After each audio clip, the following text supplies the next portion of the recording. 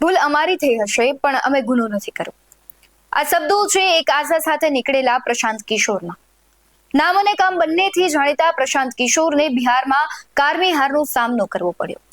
આમ તો આપણે જોતા હોઈએ છે કે જેની જીત થાય તેની વધારે ચર્ચા થતી હોય છે, પરંતુ બિહારની જે ચૂંટણી છે તેમાં આખું અલગ થયું છે. પ્રશાંત કિશોરના નામની સતત ચર્ચા થઈ રહી છે અને આપણે જોતા હોઈએ છીએ કે દેશના દરેક ખૂણે જે ચૂંટણીઓ યોજાય છે ત્યાં લોકોને હિતમાં જે વાત કરે છે એના કરતા લોકોના જે ખિસ્સા ભરી દે અથવા દારૂનું વેચાણ કરે તેને વધારે મતો મળતા હોય છે. અને આ નગ્ન સત્ય છે અને તેને આપણે નકારી પણ ન શકીએ અને દરેક જગ્યાએ આવું થાય છે એ પણ એક સત્ય છે. બિહારના લોકો જેને રોજગારી, આરોગ્ય અને પ્રાથમિક જરૂરિયાત આપવાની વાત કરી હતી પ્રશાંત કિશોરે, પણ બિહારની મહિલાઓને જે ખાતામાં પૈસા પડ્યા અને એ નાણાંને જ આધારે મતદાન કર્યું અને તેનું પરિણામ પણ આપણે સૌએ જોયું. આજે બિહારને નવા મુખ્યમંત્રી તો મળી ગયા, પણ શું સતત 30 વર્ષથી સત્તામાં બેસેલી પાર્ટી બિહારીઓની હાલત બદલી શકશે? શું બિહારના લોકોને અન્ય રાજ્યોમાં હવે રોજગારી માટે નહીં જવું પડે? શું પ્રશાંત કિશોર છે તેનું ભવિષ્ય કેવું રહેશે? આ બધા જ વિષયોને લઈને આજે આપણે ચર્ચા કરવી છે. નમસ્કાર, ગુજરાત વાત વિગતવાર સાથે હું છું ભગવતી વિશાવડિયા.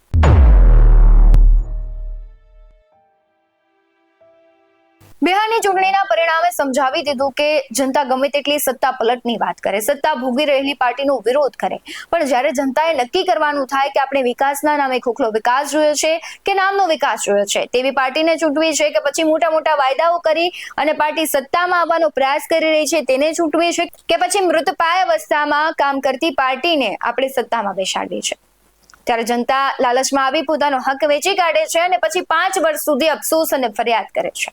આ પરિસ્થિતિ દેશના દરેક ખૂણે છે.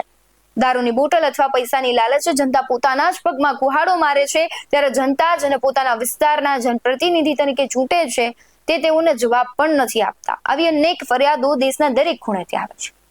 વાત કરવી છે બિહારની, કારણ કે આજે એનડીએના પ્રચંડ વિજય બાદ નીતિશ કુમારના નેતૃત્વવાળી જે સરકાર છે તેની રચના થઈ છે અને નીતિશ કુમારે પટનાના ગાંધી મેદાનમાં 10મી વખત બિહારના મુખ્યમંત્રી તરીકે શપથ લીધા છે. નીતિશ કુમારના નેતૃત્વ હેઠળની નવી સરકારમાં ભાજપના કોટામાંથી 2 નાયબ મુખ્યમંત્રી છે અને શપથ ગ્રહણ સમારોહમાં આપણે જોયું કે દેશના વડાપ્રધાન સહિતના દિગ્ગજો છે તે પધાર્યા હતા. સમ્રાટ ચૌધરી સાથે વિજયકુમાર સિન્હાએ પણ બિહારની નવી સરકારમાં ભાજપ કોટામાંથી નાયબ મુખ્યમંત્રી તરીકે નિયુક્ત કરવામાં આવ્યા છે. તેમણે પણ શપથ લીધા. સાથોસાથ નવગઠિત કેબિનેટમાં કુલ 26 મંત્રીઓએ પદ અને ગુપ્તતાના શપથ લીધા છે. એનડીએની નવી સરકારમાં મંત્રીઓના વિભાગોમાં પાર્ટીગત સમીકરણનું સફળ સંતુલન પણ કરવામાં આવ્યું છે. નવી કેબિનેટમાં સૌથી વધુ 14 મંત્રીઓ ભારતીય જનતા પાર્ટીમાંથી છે, તે મુખ્યમંત્રી નીતિશ કુમારની જાતીય ટીમ જેડીયુમાંથી 7 મંત્રીઓને સ્થાન આપવામાં આવ્યું છે. પણ આ બધાની વચ્ચે સવાલ એ થઈ રહ્યો છે કે 10મી વખત બિહારના મુખ્યમંત્રી તરીકે શપથ લેતા નીતિશ કુમાર બિહારની સ્થિતિમાં શું બદલાવ લાવશે? શું બિહારના લોકોને રોજગારી મળી રહેશે? શું બિહારની જનતાને અન્ય રાજ્યોમાં હવે નહીં જવું પડે રોજગારી માટે? કારણ કે આ નીતિશ કુમાર છે જે જાહેરમાંથી ભાષણ આપતા ગર્વ લેતા હોય છે કે બિહારીઓ વગર અન્ય રાજ્યોને ચાલતું નથી. શું આને તમે વિકાસ અથવા તમારા સરકારની સિદ્ધિ માનો છો કે પછી એ તમારી નબળાઈ છે? આવા અનેક સવાલો છે, પણ સૌથી મહત્વનું વ્યક્તિત્વ હતું બિહારમાં એ હતા પ્રશાંત કિશોર, જેની જીત કરતા કહેવાય છે કે તેની હાર છે તેની વધુ ચર્ચા થઈ રહી છે દરેક જગ્યાએ, અને જે કહેવાય છે કે તજજ્ઞો છે તે પણ સતત પ્રશાંત કિશોરની હારને લઈને ચર્ચાઓ કરી રહ્યા છે. રાજકીય વિશ્લેષકો અને તજજ્ઞોના કહેવાય છે કે તારણ મુજબ વાત કરીએ તો સૌથી મહત્વનું પરિબળ હંમેશા ચૂંટણીમાં જાતિવાદ હોય છે. અંગ્રેજોના સમયથી આ દિન સુધીમાં આ દૂષણને ડામવામાં આપણે સફળ નથી રહ્યા. પહેલા અંગ્રેજો હતા જે જ્ઞાતિ જાતિના ભેદ રાખતા, અને હવે પાર્ટીઓ જે જાતિના નામે ઝેર ફેલાવી રાજનીતિના રોટલા શેકે છે અને કમનસીબે જનતા પણ આ માન્યતાને સહકાર આપી સરકાર બનાવવામાં મદદ કરે છે. આપણે પહેલેથી સમજીએ તો ભાજપને જીતાડવા પીએમ મોદી સાથે કામગીરી કરવાનો અને યોજનાઓ અને કેમ્પેન ચલાવી ભાજપને ખૂબ મોટો ફાયદો કરાવનાર પ્રશાંત કિશોરને હાર સહેવી પડી છે. શું પ્રશાંત કિશોરે કરેલા કામના અનુભવથી તે ન જીતી શકે? આવા પણ સવાલો થઈ રહ્યા છે અને તેની જે કારમી હાર છે ત્યારબાદ તેમણે એક પ્રેસ કોન્ફરન્સ કરી હતી અને આજ પ્રેસ કોન્ફરન્સ દરમિયાન તેમણે નીતિશ કુમાર પર નિશાન સાધતા કહ્યું કે જે પ્રમાણે રોજગારીની વાત કરતા પૈસા આપવામાં આવ્યા છે તે કેટલા સમય સુધી આપશે અને હવે સલાહનો સમય પૂરો થઈ ગયો છે, સંઘર્ષનો સમય શરૂ થયો છે। ખાસ નીતિશ કુમારને ટાંકીને તેમણે કહ્યું કે અમે નીતિશ કુમાર નથી જે સંસદમાં ઊભીને બોલે છે કે અમે ભાજપમાં નહીં જઈએ અને પછી તેના ખોળે બેસી જાય છે। સાંભળો પ્રશાંત કિશોર શું કહી રહ્યા છે। हम लोग बिहार आज से 3.5 साल पहले व्यवस्था परिवर्तन के संकल्प से आए थे। एक ईमानदार प्रयास किया है और उसमें बिल्कुल सफलता नहीं मिली, ये मानने में कोई गुरेज नहीं है। व्यवस्था परिवर्तन के जिस अभियान को लेकर चले थे, व्यवस्था परिवर्तन की बात तो छोड़िए, सत्ता परिवर्तन भी हम लोग नहीं करा सके, लेकिन बिहार की राजनीति को बदलने में जरूर थोड़ी बहुत भूमिका हम लोगों की बनी है। तो हम लोगों से जरूर कुछ गलती हुई होगी, हम लोग के प्रयास में, हम लोग के सोच में, हम लोग के बताने के तरीके में जरूर कुछ गलती रही होगी कि जनता ने हम लोग को नहीं चुना है, जनता ने हम लोग पर वो विश्वास नहीं दिखाया। तो उसकी जिम्मेवारी जो है वो पूर्णतः मेरी है, प्रशांत किशोर की है, और वो जिम्मेवारी मैं 100% अपने ऊपर लेता हूँ कि मैं बिहार की जनता को, अपने साथियों को, इस व्यवस्था से जुड़े हुए लोगों को, जिस प्रयास से हम लोग जुड़े थे, जिस प्रयास को करना चाहते थे, उससे उनका विश्वास उस पर मैं नहीं जीत पाया। हम लोग सामूहिक तौर पर हारे हैं और आत्मचिंतन का समय है, हम लोग भी चिंतन करेंगे।